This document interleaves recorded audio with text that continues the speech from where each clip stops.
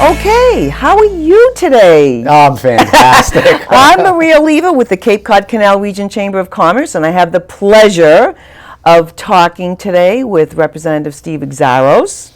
And Steve gave me 5 or 6 pages of things to talk about. But I didn't realize that you represent 52,000 residents. That is quite a lot in Sandwich, Bourne, and Barnstable. Yes. And why do you call it the Fighting Fifth District? Oh, thank you, Marie. Okay, you're welcome. It's the 5th Barnstable District. That's technically what it's called, 5th Barnstable District. Mm-hmm. You're right. Bourne, Sandwich, Barnstable.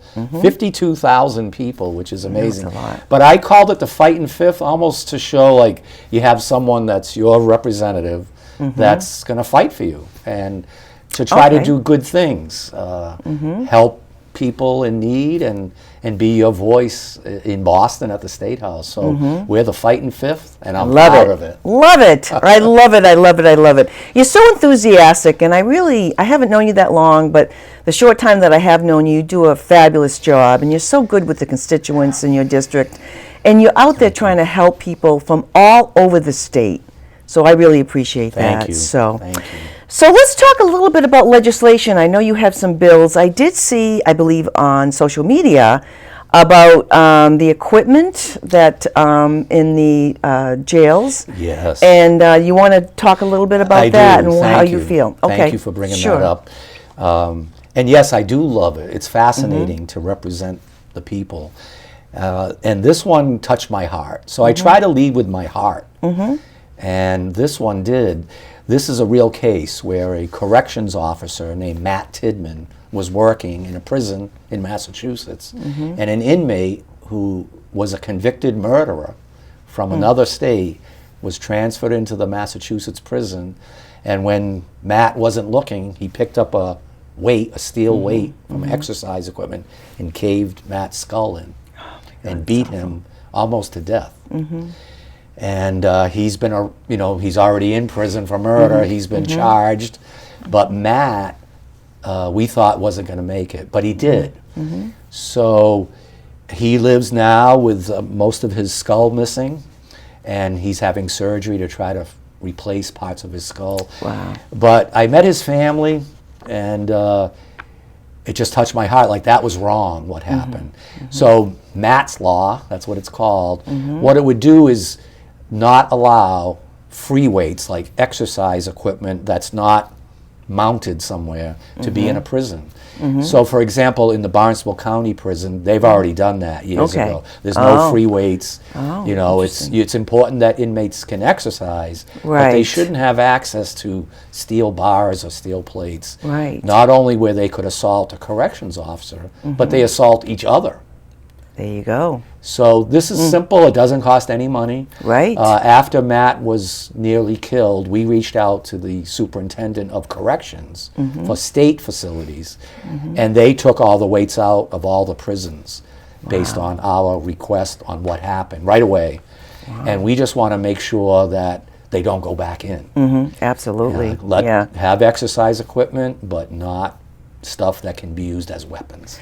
Well, you really do a lot when it comes to personal issues that you identify with, such as Nero's Law. And we've talked about that many times, and this too. So, is there any other legislation that you want to bring up today? 7,000 bills got filed. Right? So we got sworn in the first week of January, which was amazing to see Governor Baker and Lieutenant Governor Polito walk out the State House. Through the transitioning. It's really amazing. And they went out the front door, which only happens when a president is visiting. Those doors never open.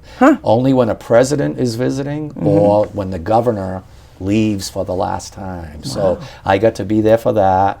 And then the next day to see the new governor, Healy, and Lieutenant Governor Driscoll come in. And wish them well. So that's how it started. And then you have about 3 weeks to submit your bills. And you only had 3 weeks to do that? 3 weeks, which is probably a good idea. Otherwise you'd have 15,000 bills. Because every rep, every senator has their ideas, I'm sure, There's 160 state reps. There's 40 senators. So 200 elected officials that govern 8 million residents. Right. So there's 7,000 bills that have a year and a half to go through all the processes to see if they make it. And most of them don't. But we did Nero's bill, as you mentioned, and made that a law. Yes. And right now, in Bourne and Sandwich and all over the state, EMTs and first responders are learning how to save the life of a police dog injured in the line of duty and put it in an ambulance. So that's a horrible incident that happened that we turned into a law. You did. And here's another example. I'm hoping to do the same with Matt's law. And also, I believe we need to protect our children in the schools. So with all these horrible incidents that happen, one way to make our schools better is having a school police officer. So if you remember, I was a police officer for 40 years, but 7 of those years I was a school resource officer. So every day I went to the school and protected the children and the teachers and became friends, and they're my friends for life now. It's amazing. Wow, that's amazing. It's amazing because you build that relationship and nobody's going to hurt anybody in my school. And that's the idea of a school resource officer.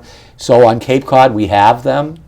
We do, because I realize the schools do. Yes, but you mean not, through other parts of the state? Yeah, it's saying for the whole state, we should have fully trained police officers that are also trained as a school resource officer. So you have to make sure it's the right person. And let them go in the schools and build relationships and keep people safe. It's a win.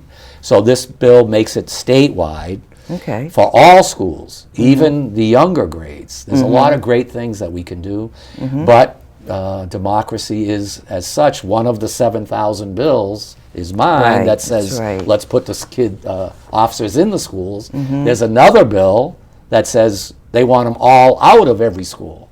Really? Oh, yes. Now, what's the intention behind that? Some people don't trust the police. Some people think that the police should not be in a school. There's people that think that. And that's how it works. Bills get filed, and I'll testify. I know firsthand how it works.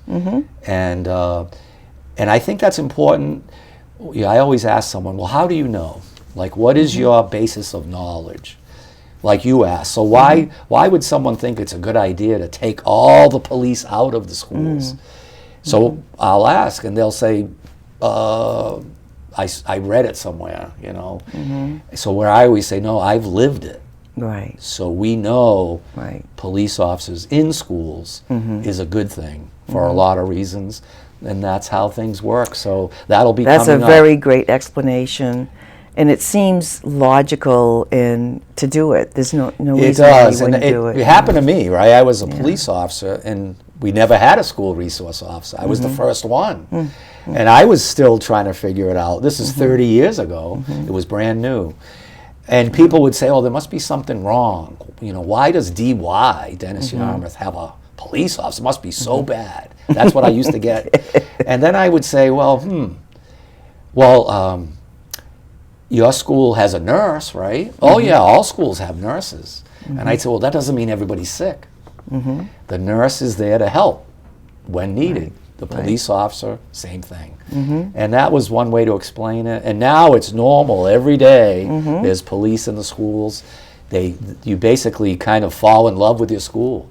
And then they get to realize, wow, that officer and that department, they're great. And you build that relationship. But you also help keep the kids safe. Exactly. And that's the way I see it, and I'm hoping that happens. One more that's important that came right from here is assaulting a school referee or official. It happened off Cape recently where a student attacked the referee during a basketball game and knocked him out. Assault and battery. That's a crime in Massachusetts, but it's not arrestable. So in that case, in Cohasset, the police came and took the student's name and summonsed him into court.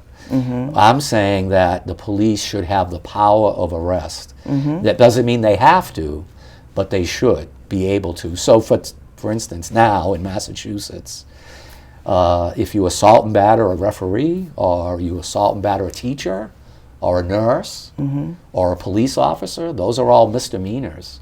And there's no power of arrest. A lot of people don't realize that, and then they wonder, well, how come the police let that person go? It's because they're unable to arrest. And I think it's good to have the option. You don't have to. Right, you just have the option. Yes, right. and that's how you do it with other crimes. But for some reason, assault and battery on a school official, a nurse, a By a teacher. student? No, by anybody. Oh, by anybody. Anybody. Oh, okay. So today, if an adult went to Bourne High School and attacked a teacher, that's a crime, but it's not arrestable.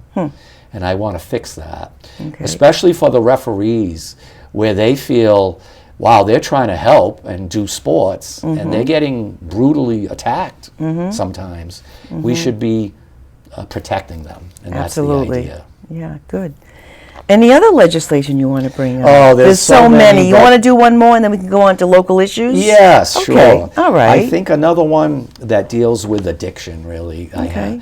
I think it's so sad that people struggle with addiction and behavioral health, and I saw that a lot as a police officer. I still see it.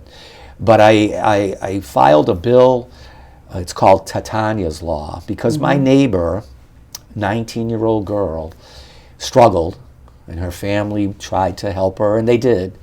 But one day she took a pill that she thought was Percocet, and it was fentanyl, Oh, goodness. and she died Yeah. at 19. Yeah. And that's happening everywhere, all over the country and all over the state. So my bill would say, if you get arrested for selling fentanyl, heroin, that you should not be let out on bail. That Okay. you need to be held in the police station until you go to court the next day. So right now in Massachusetts, if you get arrested for selling fentanyl, you get processed, and then you typically pay $40 to the bail commissioner, and you walk out, and you promise to be in court the next day. And I think that sends a bad message. It doesn't say you're guilty, it just says you've been arrested, you're going to be held, and then the next morning, when you go to court, let the judge look at your record and decide. So Okay, that's that another seems way. fair, too. I think it is, and there's precedent. We do that. If someone today violates a restraining order, domestic violence, they cannot be bailed out. They have to go to court and let the judge do it. So I'm basing it on that, because this fentanyl is destroying families. Yes, I know. It's so sad. And I like, where did fentanyl come from all of a sudden? You know? I mean, it comes from China. It comes yeah, it over comes the from border. everywhere, There's all kinds of know? stuff. People struggle, Yeah. but it's poisoning us. And again, my heart tells Yes. me we have to do something different. So keep doing what we're doing, rehab, but just a little part is these people that are selling poison. They need to be dealt with strictly. Absolutely. That's what I Absolutely. believe. Yeah.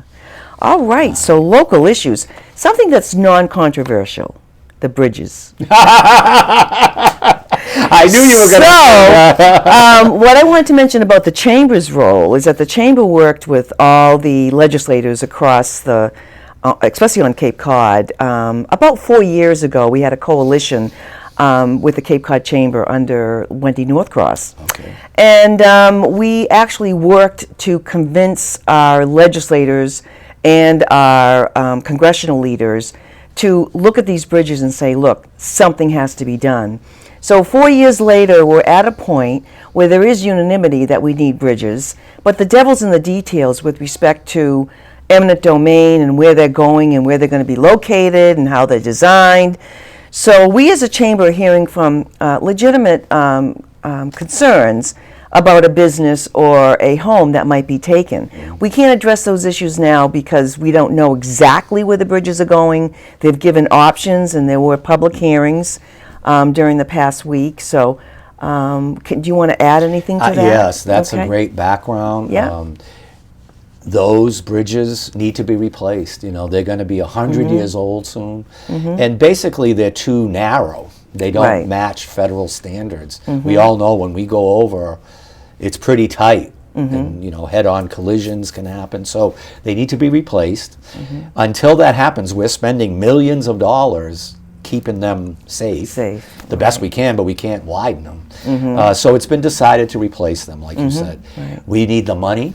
So the federal government, I'm involved with working with local officials from Bourne and Sandwich, also like committees and the chamber, but also government, where it's a federal issue with Congressman Keating and Senator Markey and Senator Warren, and I'm involved with that. So it's called the project of a lifetime. We need to get going and give answers to our people, because it's one thing if you live in Boston or even Provincetown, you may go over the bridge maybe once a day or once a week, but if you live in Bourne, you go over it 10 times a day. Because it splits the town. And then anyone that lives near the bridges, they need to know, is someone going to take my land or my business? So it's quite a thing. And I'm in the middle of it, but I think the latest is we're still waiting for the funding. For the funding from the federal government. Yes, and then it's supposed to get started with these are the plans and this is where it's going to go. But they're waiting for that commitment. I wrote a letter to Governor Healy saying, you know what, Governor, you just took over and we can't keep waiting. So the feds, we need that money, but in the meantime, we should talk and get it going statewide. And maybe the state should fund some of it, but we can't keep waiting. And everybody's trying, and I think it's going to come soon. But it is a competitive process at the federal level, and people don't realize the money just doesn't come from a pot of money in the Infrastructure Act. They have to apply, and the Corps of Engineers have to apply for funding at the federal level. And Senator Markey explained to me face to face, and he said, Steve, you're right, the feds should pay, and it's our job to get it. But he said, just like you said, we're competing with 49 other states. They all have their dam or bridge or major project. So they're all competing for that piece of the money. And that's part of government and politics. And that's where we need to win. But it is competitive. But I want my people in the fighting fifth to be part of the solution and be aware of what's going on. Every week or every month, we need to make sure they know. So I'm glad you brought that up. And to keep everybody informed. And I think MassDOT down the road hopefully will have some in-person meetings. I know some, that they had them on Zoom, which is fine. But it's very difficult to look at a map on a computer and figure out exactly, what their options were in terms of where they might locate the bridges. And to that point, remember the latest plan is actually to build 4 bridges. We should make that clear. Which is pretty amazing. They call them the twin. It looks beautiful, but the idea would be, you have, let's say, the Sagamore Bridge. Now you're going to build one next to it, and it'll be 4 lanes. And once that new one is done, it'll be open, 2 lanes back and forth. Then they take the old one down. Then they build another one next to it, 4 lanes. And then eventually, it's 4 lanes coming on and 4 lanes going off, which sounds nice. And it gives you the space to travel safely. And in case there is an accident, a lane to get off. And get out of the so way. They have the acceleration and the deceleration lanes. Bicycles.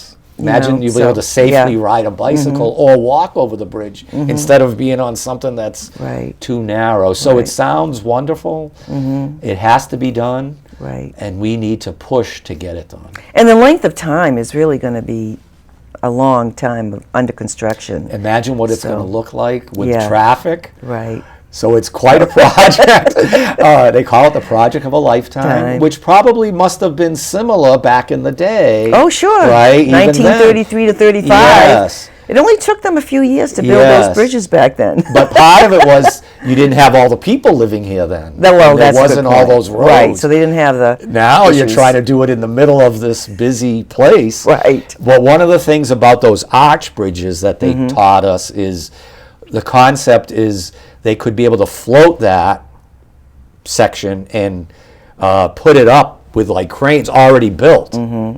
Oh, Like instead of building it piece by piece, Yeah. it could be built somewhere else, floated in, and put in Oh. place. Well, that's I have not heard that. Yeah.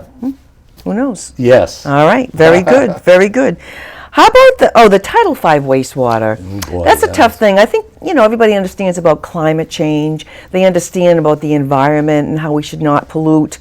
But the cost involved is way out in the stratosphere in Yes. terms of a homeowner being able to afford to come up with $30,000. That's the number that's been, Yes. thrown around to install. What actually would they be installing? That's a great question. Okay. Right? So this has been going on for years. Yeah. Right? I was a police officer, and now this is part of my world as a state rep. But the town administrators have been dealing with this for years. But the gist of it is we need to protect our drinking water, right? We're Right. at Cape Cod, our water comes from below us. And we can't contaminate that. And we have in the past. Right. So we need some way to filter out the nitrogen and all that. And experts know better than I do. But Right. a couple of things. One, we can't have each person pay $40,000 for a septic system that we think is going to work to get nitrogen out. But also, A, can you really afford that? And B, who's going to put in 30,000 systems? Like, we don't have the people to actually Right. do it and get the permits and all that. So I don't think that having individual ones is a solution. Okay. I think having wastewater treatment centers and all that is part of the solution, but that's billions of dollars. I know it. So I wrote a letter to the Department of Environmental Protection Yeah. and the governor saying, look, before we do either thing, we need to really form a commission and get the facts. Okay. Because we can't go bankrupt for the Right. taxpayer. Right. And it may not even work. Or we need to figure out regional solutions. That's the way I see it. So you want to make sure the science works, first of all. Yes. And then maybe combine a system that will work for everybody Yes. as opposed to individually. Yes, because Okay. individually, it's going to bankrupt each person. And physically, think about it, who's going to install all Right, those systems? yeah. We don't have Yeah. enough companies, and it may not even be the right answer. So I that's was the just way I curious look how at it. DEP came up with these regulations. Did they have, is it their regulations and guidelines that they just came up with without input from constituents or legislators? That's a great question. A lot of it happened before my time. Okay. But that's why the town administrators, they've been dealing with it. For instance, like Chatham, they installed a wastewater system, I think 10 years ago. They had the money. Now it's millions and millions of dollars for one town. And they usually do it on the main roads. Okay, So right, the businesses can. right. So some towns have done it, some haven't. Right. I think the state and the feds are trying to force it because they're being sued. Right, I know it. Right? There's a lot to it. Yes, that's true. But I can't let my people, A, go bankrupt over it, and B, not be part of the solution. That we Right. should be having input and before these decisions are made. So we're still in the middle of that. It's important that the people send in their comments or Right. participate or send it to me so I can be their voice, because this is not over yet. It's a hot potato. But I can tell you one thing we've done. The town of Sandwich reached out to me to file special legislation, which I did, where they have a plan to tie in wastewater in Sandwich with Joint Base Cape Cod. Okay. Because Joint Base Cape Cod has a wastewater Yes. treatment already. So Right. there is a concept, let's tie it in with them. But it has to be done legally. Right. So I have to get permission and make it legal. So we're in the middle of that. That's Interesting. one solution. Right. But the Cape is a big place. It is. And we want to do Yeah. it right. Right. We need to Okay. protect our water, but also try to do the fiscally responsible, but also Right. not kick it down the road. We need to do Right. something, Right. but let's do it right. Great, great, great. So let's talk about communication. I know how much you communicate to everyone, and you do a great job at that. Is there anything in the last several months that you want to bring up in terms of, other than legislation that you filed, anything to do with any events coming Sure, up, things yes, like that? thank you. Okay. It's so important, I think. I mean, part of my job is making laws and Yes. Approving, the state budget, which is $52 billion for 1 year. So State House world, you make laws, you debate, you pass bills, you get funding for schools. It's wonderful. But a big part of the job is constituents, taking care of our people, helping at events. So that's in my heart, like that comes normal to me. And one thing would be like this, Coats for Vets. Explain that. That's unbelievable. It's a unbelievable. wonderful program. I just came from Revere yesterday, but basically there's all these brand new winter coats. They're brand new, and they come from Ocean State Job Lot. Oh, really? Yep, and they all end up here at Joint Base Cape Cod in a warehouse. And we want to put them on the backs of veterans, military families, active, Gold Star families like mine that have lost a loved one in war, or you know what, anyone. If anyone needs a coat, we have them. And that's a community project. It's called Coats for Vets. It's with the Massachusetts Military Support Foundation. Which is on Joint Base Cape Yeah, Cod. and I volunteer for them for the last 5 years, kind of on the side. Just something you do extra with everything else you have to do. Yeah, I spent Sunday driving to Revere and driving back, which is, I love it. But I want to make sure people that's know. great. So I went to the Bourne Community Center, Bourne VFW, Sandwich Legion for the last months, handing out these coats. And if anyone needs one, either go there or let me know. Okay, fair enough. But another thing I think that's good that you mentioned that we should talk about, in Sandwich, there is a food pantry we just opened up. So Oh, sure. Bourne has a food pantry in Buzzards Bay now, which I think is great. Yep. There's also one in Sandwich. But also, we just opened up the Sandwich Military Support Foundation, the same foundation. Took the old Sandwich Police Station. Oh. Yeah, we rented it, leased it for $1. Okay. We spent about $100,000 fixing it. My son's foundation was able to donate $10,000. So new roof, new windows, and now it's a mini supermarket. Right now. So in Sandwich, if you're a military family or a veteran from anywhere, Bourne, Falmouth, P-Town, it doesn't matter. You just sign up and you get to go shopping every week for free. Wow. It costs nothing. All the food, there's clothes, there's baby supplies, and it's all there for free. All you got to do is sign up and go every week. So I want to make sure people know that. It's a wonderful program. And it's just trying to get the word out, get the Yes. communication going. So you're on TV, you do Yes. social media, Yes. you do newsletters. Yes. I love your newsletters. Oh, thank They're you. very informative. Yeah, I try to do every week a weekly report. So we post it on Facebook. This is what happened in the past week. Then we do a monthly. This is what happened in the last month.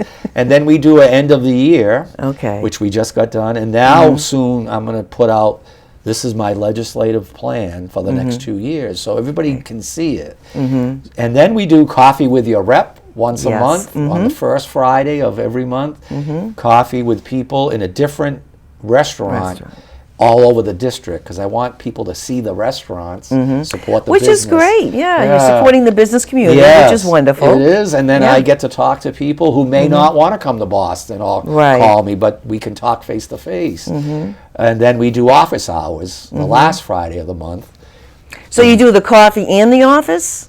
Yes. The coffee hours and the Coffee office hours. is Wow. first of the month. Okay. And then the last Friday of the month is office hours. So 2 ways to publicly speak, but every day you can call or email. Of course. Honestly, Maria, it's like this is a full-time job. Oh, of course. I wanted to bring that up about people's perception of politicians because it tends to be negative with social media and everything, but people don't realize how much a state representative or state senator does in Massachusetts. Yes. It's full time. It is. Full time. It's Yes. not only being making laws, but working with people that you know throughout that need help. Yes.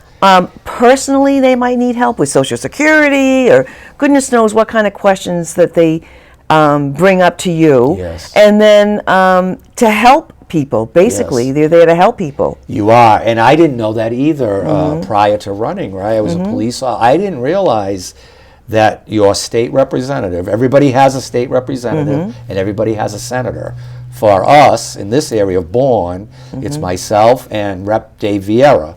We split Right. part of Bourne, and then Senator Susan Moran is the senator. Right. And it's pretty cool how it works. Yeah. And yeah, people come to us with whatever needs they might have. Sometimes it's a town issue, sometimes Right. it's a state, sometimes it's federal, sometimes it's food, it's clothes, it's a crosswalk. It's a woman that I'll never forget. She's a nurse. She fell and is a quadriplegic. Oh, Quadriplegic. yeah. And couldn't work, so she lost her house. Oh, And now she's homeless. wow. She reached out to me, and we got her an apartment where she can Wow. live this new life. So there's things like that that no one Yeah. knows about. Right, But right. it's really where, for me, it's where my heart is. It's the helping and That's protecting. great. And- It's kind of yes. like in my blood. It's in your blood. Yes. Because you did it for 40 years. Yes, and I come from New Bedford, the city of New Bedford, like a tough city. Yeah. And I was just a little kid with my parents and my sisters, and that taught me a lot growing up in a tough city where people are people, and you really should try to help them. Right. And for me, protect them. Exactly.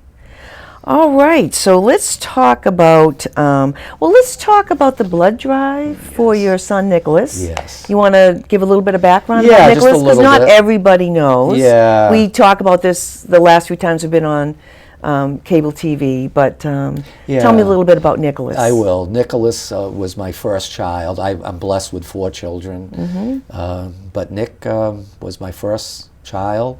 He grew up here on Cape Cod, and you know, he went off to war to fight for our country as a United States Marine, and right out of high school, you know, wonderful, handsome young man. And he fought in Iraq and made it home, thank God. Yeah. And then he volunteered to go to Afghanistan. I'll never forget that. He volunteered. Yeah. And we lost him in the war. Yes. And I've never seen him, you know. He came home in a flag-draped coffin. Yeah. And so that was 13 years ago.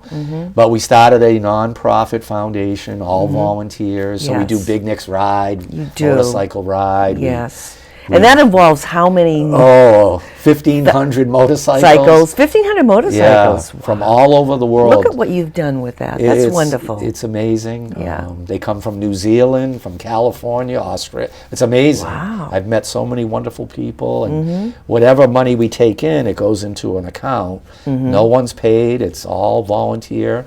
And then we give it out. And we give it out on Nick's birthday, which is kind of special. Wow, So absolutely. February 12th, every year we give out money to different groups, all whether it's Nonprofits? always somebody that's trying to help somebody else. So it's Okay. food pantries, it's veterans groups, it's addiction groups, kind of all trying to help somebody. So this year he would have been 35, so we're giving out $35,000 in one day. And we do it at his blood drive. So every year on the weekend of his birthday, we do the blood drive. And it's the biggest blood drive on Cape Cod and the islands. Every drop of blood goes only to Cape Cod Healthcare. Which is important. It is, yeah. Sometimes when you give blood, it can be sold or go somewhere Right, else. right. But when you give blood to the Nick Xiarhos blood drive, it stays on Cape Cod, only to be used at Cape Cod Hospital and Falmouth Hospital. Nick was born at Cape Cod Hospital, Oh, and he died from Yeah. lack of blood. So, Oh, I didn't realize yes, that. Yeah. he was wounded, and Yeah. he tried to live, but they just didn't have enough blood. No. So Okay. when I met Mike Loft, the CEO, Yes, of afterwards, Cape Cod Healthcare. Yeah. and we requested that there was no name on the blood center, and we wondered if could we name it after Nicholas, who was born there. Right. And the whole blood drive situation, and he said, Steve, we'd be honored. And then I remember saying to him, well, how much do we have to pay? I'll never forget that. Wow. And he said, Steve, you paid enough. Wow, that's wonderful.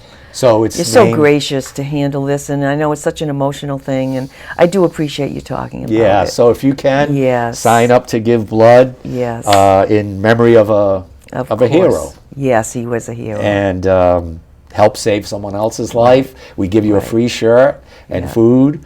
And then you'll also see us give out $35,000 to people That's a lot. all over the Cape. That's a lot. That's a lot. Next year it'll be 36. We'll keep it going. All right. Okay. So let's see. You talked about NGX blood drive. Yeah. Is that a difference? No, that's it. That's it. Those are his initials. Oh, I'm sorry. Yeah. No worries. Okay. Is there anything else that you want to bring up that's important that I haven't addressed with you? I think you've covered it all. Sure. I just really want people to know, who we are, what we do. I represent everybody. Mm-hmm. Yes, you do. And truly work the best I can to help anyone and reach out and try to use the State House phone number and the State House email because there's 12 different ways of reaching out, and it's better to have one so I can keep track. So do you want to tell what your phone number, your State House phone number is? Yes, I have it right here. Okay. I think that's great because right now I get Facebook messages, I get voicemails, I know. I get State House. You can't keep up with the texts, the social media. But I try. I know you do. But I don't want to miss anything. Right. And the simplest way is one way, 617-722-2014. That's the State House. Right. And then everything gets forwarded to me. Of course. And then the email, stephen.exaros@mahouse.gov. Okay. One way, everything comes to us. Yes. We track it. And then the other way, remember, is coffee with your rep, or office hours, or doing TV, or any way to communicate what we're doing. And I try to show all the good that goes on in our district and in the Commonwealth. We are Massachusetts, and we should be proud of that. We started American Freedom right in Boston. It's pretty special. That's right. Yeah. That's right. And I get to work there, representing you. I like how you how you look at things from a global perspective. What's good for the whole. Yes. You do everything individually or for organizations, but then you look at the greater good. Like with what happened to your son, you looked at the greater good. How can we make something special out of that? So thank you for doing that. Amen. I really appreciate it. Thank you. And you're doing a fabulous job. I'm happy to do this with you as often as you like, and I appreciate you being here. Right back at you, Marie. Okay. God bless. Thank you. And that will end the Cape Cod Canal Region Chamber of Commerce, Marie Oliva, with Representative Steve Xiarhos. Thank you. Thank you.